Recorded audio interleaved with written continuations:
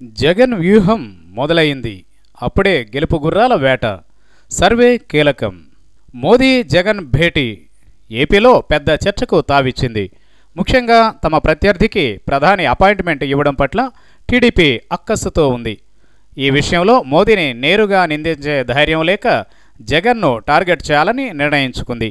మోదీతో భేటీ జగన్ పొలిటికల్ మైలేజీకి ఎక్కడ కలిసి వస్తుందోనన్న భయంలో టీడీపీ ఉంది. ఈ విషయాన్ని పక్కన పెడితే వైసీపీ అధినేత జగన్ వచ్చే ఎన్నికల్లో అమలు చేయాల్సిన వ్యూహాలపై పక్కా క్లారిటీతో ఉన్నట్లు తెలుస్తోంది. అందుకు అనుగుణంగానే ఆయన అడుగులు వేస్తున్నారని, అందులో భాగంగానే మోదీతో భేటీ అయ్యారని పరిశీలకులు చెబుతున్నారు. వచ్చే ఎన్నికల్లో పార్టీ తరఫున గెలుపు గుర్రాలను బరిలో దించడం కోసం జగన్ ఇప్పటి నుంచే కసరత్తులు మొదలుపెట్టారు. ఇందుకోసం ఆయన ఓ అంతర్గత సర్వే కూడా నిర్వహించినట్లు తెలుస్తోంది. ప్రస్తుతం సిట్టింగ్ స్థానాల్లో ఉన్న అభ్యర్థులు, వారి విజయావకాశాలు, ద్వితీయ శ్రేణి నాయకులు, వారి విజయావకాశాలపై జగన్ ఫోకస్ పెట్టినట్లు సమాచారం. సర్వేకు సంబంధించిన రిపోర్టుల్లో కొంత భాగం ఇప్పటికే జగన్కు అందినట్లు చెబుతున్నారు. నియోజకవర్గాల వారీగా పార్టీలో బలమైన నాయకులను గుర్తించేందుకు జగన్ ఈ సర్వే చేయించారు.